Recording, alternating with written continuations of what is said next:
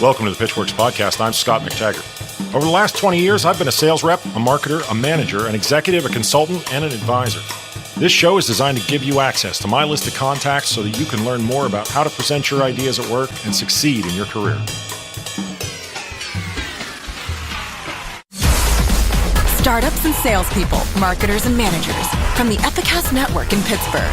It's the Pitchwerks podcast. Like for me, I go in a lot of like forums, right? And I just listen. Like I do a lot of social listening, for industries that I write for. Yeah. And just kind of sit back and see like, what are these people Yeah, asking? you just lurk. What are they talking about? Yeah. I lurk hard. I'm have to. Mad lurker. Hey, everybody, it's Scott. It is Wednesday, and that makes this the Pitchwerks podcast. Thanks, as always, for tuning in. This week, we bring back fan favorite Krystle Grandy. You once knew her as Nershel. I'll let her explain why.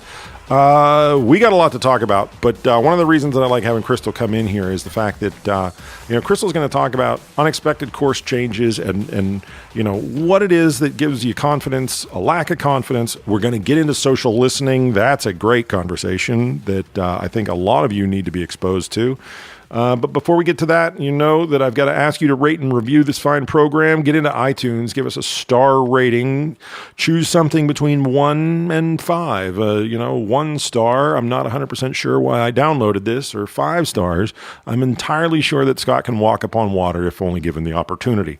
Whatever the rating is, just do me a favor and actually write down the reasoning. Review definitely helps people to find the show and figure out whether or not they would like it.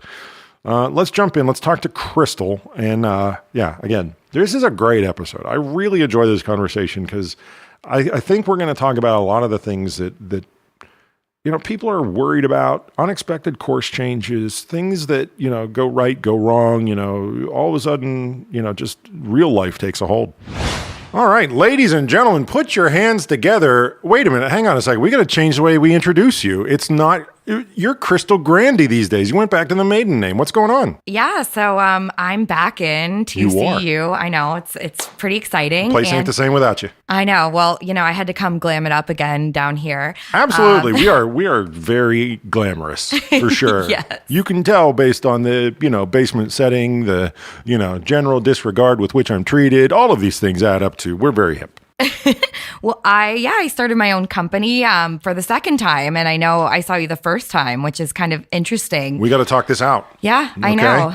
And I love the fact that you're an open book, and like we started off a little like facetious there, but let me give you like credit where I believe it's due. The first time you came in here, you were with a media company, and we had a conversation about producing video for a client and like what does it take to tell a story. And then when you went out on your own, again, you just open booked it. You're like, look, you know what? This is what I want to do. It's really working out for me. And that led to some great things. You produced a friggin' reality show. Yeah, I got to be the production manager on Restored by the Ford season 1. Yeah. And then it's actually even more amazing than that, right? Because the girl who was my production assistant, who I've been mentoring kind of all along, she just graduated from school, and I trained her to take my job. So now she's the production manager on season 2. I think it's cool that you did that. That's a great type of leadership. When people train the people down the ladder to kind of move up and take their place. But the open book part for me is the fact that you left the show. You made the decision to kind of like go back into agency life, and I remember you and I spoke on the phone about that, and that was a source of some conflict. Yes, yeah, totally. It's scary doing something like that, I think. Yeah. And for me, it was like this total leap of faith, right. And it ended up blowing up in my face in a way. And that, honestly, like, God love you for being that, right? Because, Krystle, do you know how many people, and I don't mean any disrespect to the folks who have come through here, but I get pitched all the time by people who want to be on this show, who just want to talk about how everything goes great for them. Yeah. And obviously that cannot be true. Yeah. Right? Not everybody who buys a ticket wins the lottery. The upfront nature of your presentation as you roll out your new brand, and we're going to get into it, right? But cool. But again, I can't tell you how important it is that you came in and you were like, look, you know what? I gave up this great production gig that I had because I felt strongly about this job. And then the job, and we won't get into the blame game about why, but the job wasn't a good fit. Yeah. And you're back out on your own again, and you're an open book on it. Yeah.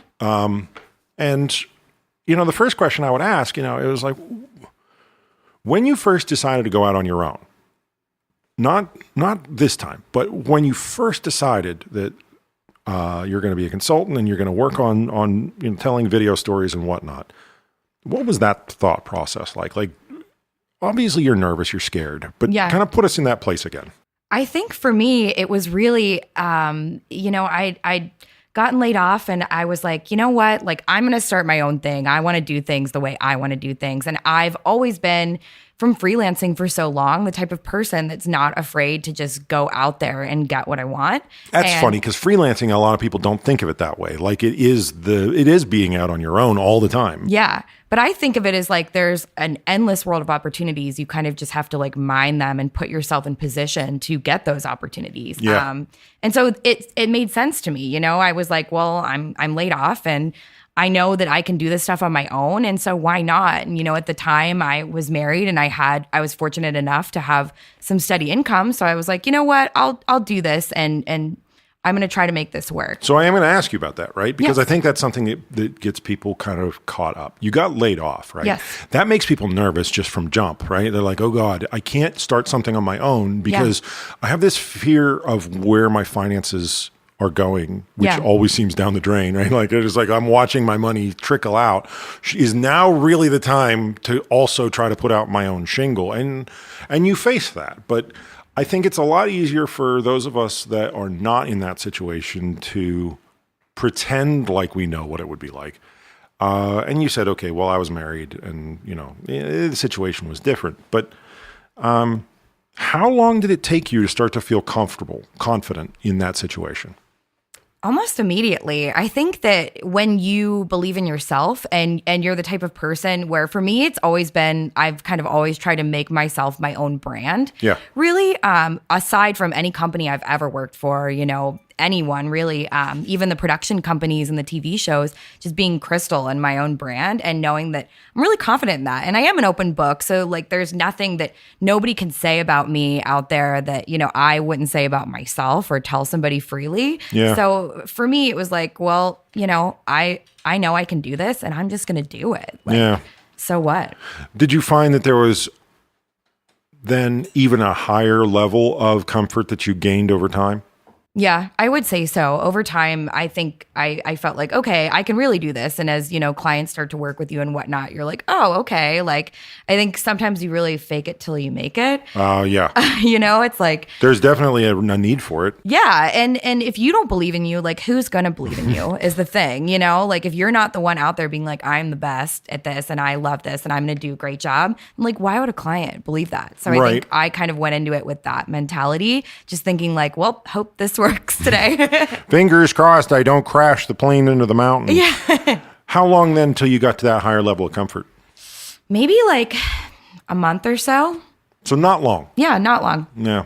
And obviously your mileage may vary, right? You know, but Yeah. I'm trying to give people just sort of a sense of what your experience was, because I think it's really easy to be afraid of something that hasn't happened to you yet. Yeah. Like a lot of the audience hasn't been laid off. They haven't been pushed into a situation where they have to decide that they're going to go and build this thing. Yeah. So now let's do it in reverse. Okay, so you're out on your own. Things are going pretty well. And you decide to go back to agency life, Yeah. right? Unpack that decision for me. So for me, it was really at the time in my life, like I was getting divorced or in the process of getting divorced. And Yeah. it was sort of like the show ended and I got offered a job with the Animal Planet to go do a show traveling all over the country to do this brand new show with them. And sadly, you know, I have a dog who I really love. So for me, it was like, what the heck am I going to do with my dog? And I knew I was getting divorced and I was like, I need some stability. And then, you know, lo and behold, my friend owned the agency that I worked for and we got along really great. And I didn't want to work for somebody that I wasn't, you know, vibing with really well. And Yeah. so we vibed and had a great connection and I believed in what he was doing. And so I was like, you know what, this is a good choice. This is a smart, like practical, good choice to make. Nice. I think the divorce is an interesting aspect of it because it seems like it probably sucked out some of that confidence you were talking about in the first anecdote, right? Where you were like, okay, I knew I was going to be okay. Did you really feel like you took a hit to your self-confidence?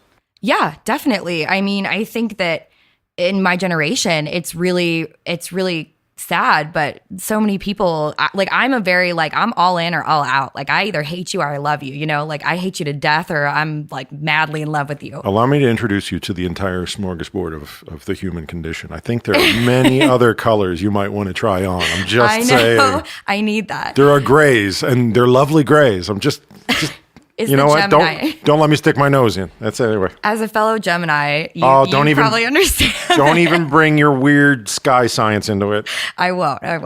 But yeah, I think that for me, it just I went into it, you know, thinking like this is forever and this is going to be, you know, the rest of my life, and kind of settling into the idea of like I'm going to be a mom and I'm going to be a wife and all of the things that come with that. Yeah. And then to kind of have that rug pulled out from underneath you. The future changed for you, and it affected your confidence. Yes. The future all of a sudden was like, oh God, I didn't think about what would happen in this.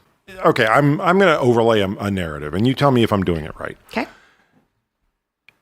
After the novelty of that fear or lack of confidence wore off, you realize that you needed to be out on your own again a little bit. Does that feel right? Yeah. Yeah.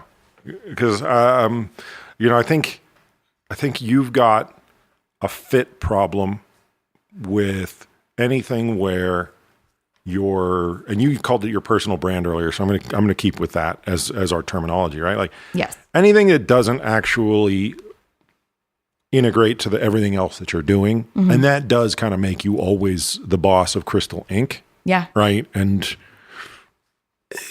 job doesn't always care about Krystle Inc. as much as it cares about, you know, the business that Krystle Inc. has been rolled into. Yeah. So maybe it was just a matter of time. So let's talk about the now.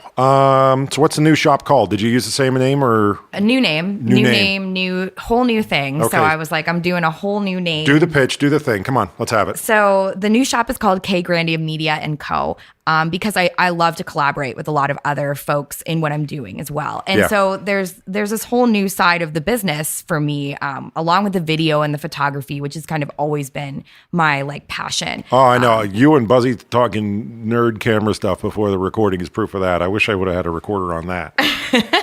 Well, yeah. I mean, you know, I love that side of it, right? But social media is such a love of mine, and I never really kind of realized it until my last role. Really? How much I love it. I legitimately love it. I legitimately love it. Like I think I'm addicted to being on social media. And so I was like, you know, I learned a lot about writing blogs and social media and, you know, how to take care of a client's social media channels and, you know, write for them and write in a tone of voice that's appropriate for them. Maybe then you and I are kind of lined up here on this then. Okay. But you heard me kind of go meh there a second ago.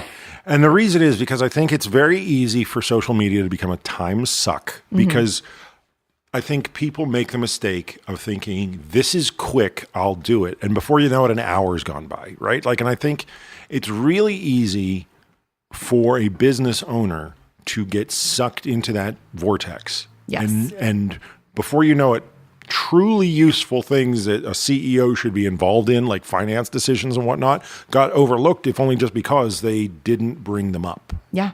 So actually, that's where I think there may be alignment. That's my thing, is that I fall into the social media vortex every once in a while, and I go, oh God, I just wasted an hour. Yeah.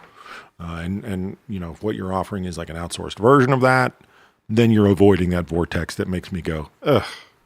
Right? Yeah. Social gives me that feeling like there's a real risk of losing executive time. And I feel like a lot of people just think that they need to just post to post, right? But it's not about that. Yeah. It's about, you know, having this really good content and these campaigns that are driving your target audience to a specific part of your funnel. And I think that, you know, they don't only just have to think about the time that it's taking them to post, but they also have to think about all that strategy, which is even more time. Absolutely. So it's like, it's just a lot, you know, for somebody that's running a small business that can't really be sitting there like fiddling around with Instagram. Bad content is actually worse than no content. True or false? I think true. Yeah. We're in agreement. I think bad content says, not only do I have nothing to say, but I'm going to say it a lot. Yeah, basically. And you see that so much, I think, and content is king out there, and there's just so much of it now that if you're not posting good stuff, if you're not posting interesting stuff that's valuable, then like it's just annoying. Like I'm gonna unsubscribe, unfollow, just get you out of my feed because I don't have time for that. No one does anymore. People have been talking about time, money, and effort as though they were three discrete columns, right? Oh, I've got this much time. I don't have any money, and I'm willing to put out a certain amount of effort. I think you need all three of those things, and you squish them together and you call it fuel. Yeah. And then you just go like, how much fuel am I willing to burn on subscribing to the page of a company on Facebook? Yeah. You got a better chance of getting struck by lightning than having me follow your company page. Yeah. Unless I'm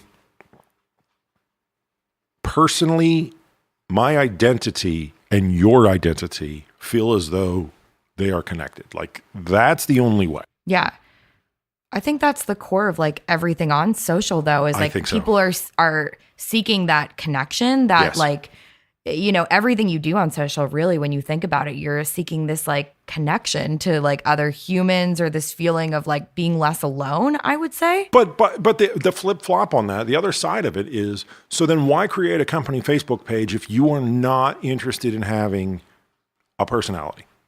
I'll tell you my favorite thing that's happened recently, which was when Roseanne Barr got herself in trouble, and she said it was because of Ambien, and the Ambien people said that's not one of the side effects. I love that they did that. I think that's brilliant. I never cared about a sleeping pill before that day. Now you're like Ambien all day, every day. Well, you know what? I was like, those kind of people are paying attention and they're participating in the world, and I like the way they do it. They're doing a lot of good social listening, which is there you go. You really need to be listening to what's going on out there and responding and have an opinion. Like I've already made people angry with some of the blog posts, one of the blog posts I wrote on my website, and it's because I have an opinion, and it's like, you know what, you don't have to like it, but it's my opinion and I'm going to have one. And so take it for what it will. Politics can be dangerous. Yeah.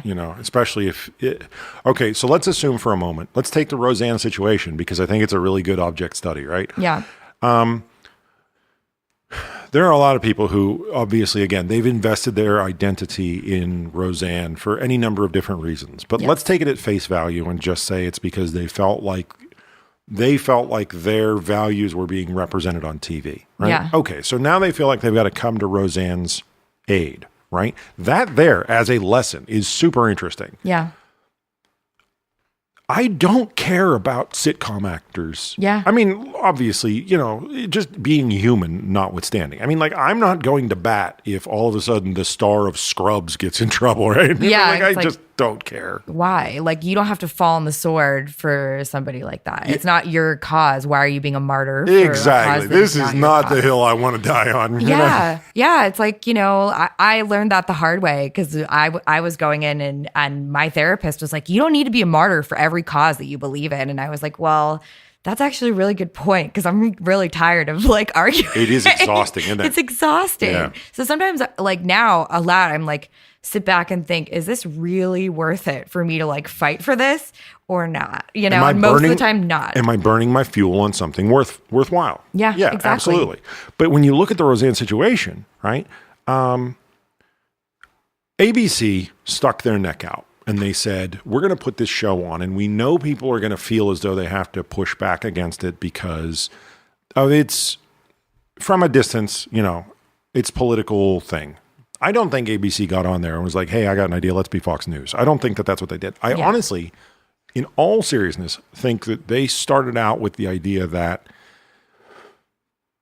let's show everybody a normally functioning family that has these opinions that don't get represented.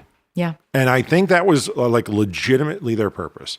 I think she has been a loose cannon rolling around on deck a few times, though. Yes. You remember that, like the national anthem thing. Like, there have been a couple times where she just lost the plot. Yeah.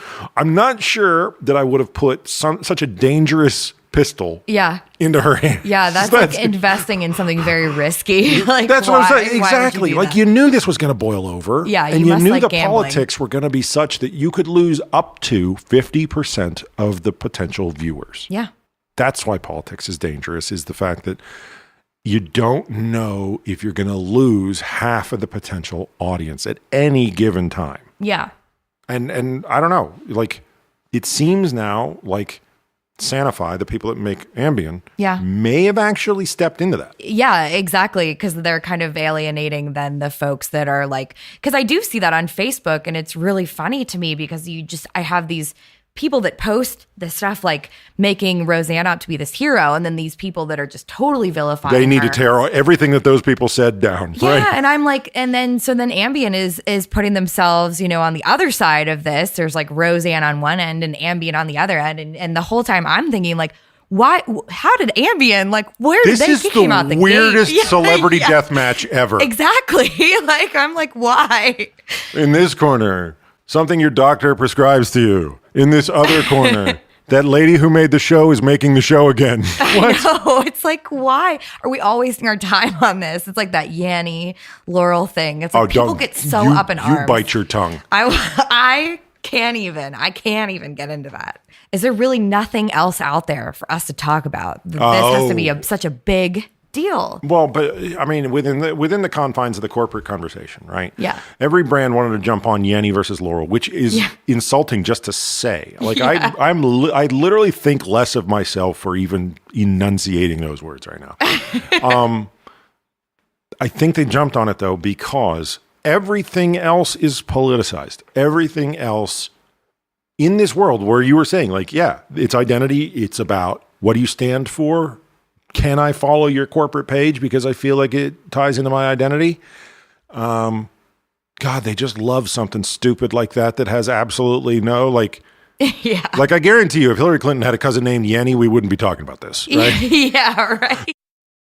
I think it's like such a fine line though, right? Like with your brand, like you really do need to be authentic and honest and true to, what your company stands for and what your brand is all about. In the same sense, like, do you really want to alienate 50% of an audience? Do we even want to come close to it? Yeah, exactly. Like it's not even about whether or not you set out to do the alienation. It's about whether or not you want to roll the dice on whether or not somebody just kind of goes off on their own tangent. Yeah. And I mean, that's for me, it's like I want my brand to be very like punk rock on, like that, because that's just who I am. And that's kind of always what I've loved. And so why not? And I think like for me, it's been a challenge, like even in my writing, deciding like, right, am I going to use swear words? Because, my target audience, like I am looking for those business owners that are maybe a little bit older, that don't have the time or that can't comprehend what to do with their social media. Yeah. So it's like, if I'm swearing in my blog post, will I turn them off? Yeah. But this is what I want my brand to be in a sense. And Buzzy and I have had this conversation. Yeah, it's I feel like I walk a fine line with that. Here's what it looks like in podcast universe. Okay. So just kind of bring it a little bit more closer to home. In the iTunes type system, right? Like as soon as you start including that explicit, you have to mark it that way. Yeah. And actually there are people who can't then listen to the show. Like interesting. Yeah. So we did like workplace guards? Well, because it's their phone, their company issued phone. Okay. Right. So their company issued phone is locked down. Yeah. Right. So, I mean, you know me. I'm a little bit saltier in real life than I am behind this microphone right here. I think that's why we get along so good. Oh, yeah. You definitely do your part for sure. It's a team effort. Geminis. Stop it. Who is it now that is your best fit customer? So for me, it is those folks that are maybe a little bit older. They run a small business. They don't have a lot of hands on deck. Even younger folks. A lot of my clients are actually younger folks right now, which it wasn't even who I was chasing. I was actually going to call you on that. I think the younger people are more likely to already want to do social. Yeah. And they're already aware of how many hours they're burning on it. Yeah. And I think that that's true. And that's something that I need to tap into a little more, because that is a lot of my target audience right now based on the analytics that I watch. Yeah. And for me, I went into it kind of thinking that these older folks are going to know, that social media is valuable, not understand it, and want to hire somebody to kind of come in and take care of it that gets Right. it Yeah. for them and not have to deal with it. But See, I do think I've seen the people and for the purposes of this, let's say like the 45s and ups. Yeah. 45 and ups, right? Yeah. That are not necessarily native to it. They Yeah. have a Facebook account. They do not have an Instagram or a Snapchat in a lot of cases, right? Yeah. Like the picture and video piece is a lot of times not their priority. Yes. LinkedIn, they're definitely on board with, and Twitter, a lot of times they've flirted with. Yeah. They're more likely to say, put the whole thing off a little bit longer. Yeah. That was kind of where I was coming from. It's like, the business doesn't have much to say in that arena, and I'm not sure that I want to start now because I've got other things that feel like they're going to yield more fruit. Yeah. And I think that was even more so like a couple years ago. Yeah. But now social is just becoming even more and more prominent. I think that more folks are kind of realizing how valuable it is. Yeah. But it is funny that all of my clients that I currently have are all under that age range. Like Right. I don't have anybody in that age range right now, which is interesting to me because I've not been targeting that younger base of folks. You got to learn, right? Like Yeah. you start off with your assumption and then you see how the market reacts. Yeah. I also think, though, that if you get someone in the older bracket who is used to hiring consultants, Mm-hmm. that they may just go, you know what, Krystle, I've been waiting for the opportunity to move in this direction, right? Yeah. I don't know.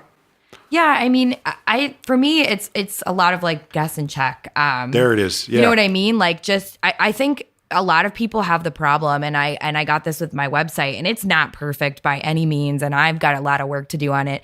But I was like, I want to write blogs, and no one's going to want me to write blogs for them if I'm not even doing it myself. So I just launched my website, Yeah. and I think a lot of people don't do that. They don't just kind of jump in and say, I'm just going to throw stuff at the wall and see what sticks. Yeah. And that's kind of like what you need to do. I think that's what's always worked for me, is just to like, see what sticks in a way. Yeah. You can't start off saying that you know the recipe. You have to start off saying, let's see what people respond to. Yeah. Some of the weirdest blog posts will rise to the top, and Yeah. you never know why. A lot of times, in my experience, it's always been you found some keyword that everybody else didn't have covered. Yeah. And all of a sudden, you just kind of like found a crack in the... Yeah, and you're like top ranked because For this of that. one weird Yeah, post. Yeah. Like- But I really think today, as like the Google's algorithm changes and whatnot, So often. it's got to be a little mix of both. Like it's got to be this like feeling and this understanding of your audience, and like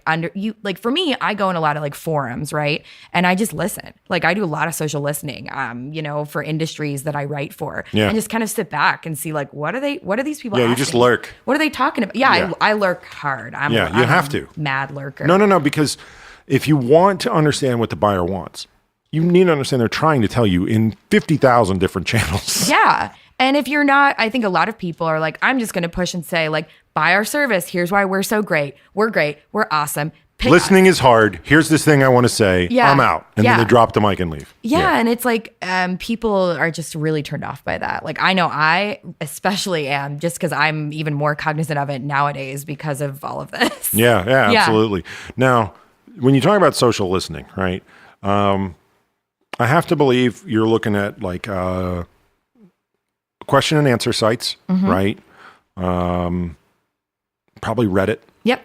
Quora. Yeah. Question and answer where you can kind of find the exact thing that you're looking to learn more about. Yeah, and even on Google, if you go down to the very bottom, you can kind of see like related searches, which is other stuff people are searching for essentially on whatever you just put in. Yeah. So even that sort of stuff can be really helpful. And when I think you put all the pieces together, that's when you can really strategize and present something really great to a client that's going to really, hit their audience in the right way. And you want to know why I'm not worried about giving away your secret recipe? Why? Honestly, because it's hard. Yeah. It's work. It is, and it's a lot of focus. Like Everybody I have to can listen change to like, oil. Yeah. But there's a Except oil me. change place everywhere, Yeah. right? And like most of the things that we pay for are things we could do ourselves. There's how many different restaurants and quick serve places and whatnot. Yes. Right? We all have had to cook a meal at least once, right? Yeah. People aren't paying for secret sauce. Yeah. They're paying to get their day back. Yeah, exactly. And I think that that's huge. Like for me, I will do that in a heartbeat. I mean, on much sillier things. So like getting my oil changed. That's fantastic. Or filling the air in my tires. We got to do the thing where we tell people where to find you. Okay. What's the website now? So it is kgrandymedia.com. Very, very good. And then I assume there's a social. There, no, there's No, we don't have a Twitter set up yet. No, actually, I'm only running traditional media. Yes. So look for my billboards and my print flyers. We don't believe in that stuff. Yeah. We think it's a bunch of hokum. Yeah, exactly. Which is a fantastic word. That's our secret sauce here. So did you do the thing where the handle is the same on all the different platforms? Yes, the handle is the same. So Big it's fan. all Grandy Media, Facebook, Twitter, Instagram. I'm on Instagram if you want to just follow me and see all the weird stuff that I do. Did you do the LinkedIn company page? I did. Yeah. Yeah. I have the Some LinkedIn people company. totally just sleep on that. The more pages that you have, the more it can help you rank. So even if you're not really using like 1,000 social pages, it's just good to even have them with updated information that kind of ties in with everything. Oh, I'm all in set. my opinion. Yeah, I'm gonna set up on China. In China, I got Sina Weibo, right? I got VK out in Russia. Nice. I got a 10-cent page. Look at you. None of that is true. Hey, it's cool. I'm still working on building all of mine. So I guess who am I to really talk, they're never finished though. I feel like I'm never like I sleep. My problem is like trying to find the balance now because I'm like so obsessed with this company and I love it. And I love like all the people I've gotten to meet and work with and talk to. And there's so much to learn about this space. Stay healthy. Oh my God. I sleep 4 hours a night. No, I know. You're doing it wrong. I know. I'm going to kick you out and make you go sleep. Okay. Krystle Grandy, thanks as always for coming in. Bye. All right, that's the end of the show. Thanks for tuning in. Thanks to Krystle as always for coming by. Definitely reach out to her on all of the various and sundry social channels that she is running over there at K Grandy Media. She's an open book. I mean, I guarantee you, if you ask her a question, you will get a real answer. And I think a lot of the things she has to say are really useful, no matter where you are. Next week, we are going to make another one of these just because, it's become a habit at this point. Look for us on Wednesday morning. If you're subscribed, you will get it a little bit earlier than everyone else. The Pitchwerks podcast comes to you from Pittsburgh, Pennsylvania. A production of the Epicast Network and McTaggart, LLC. Engineering and production by Buzzy Torek and Nick Miller. For more information, show feedback, and ad sales, visit pitchwerks.com. pitchwerks.com.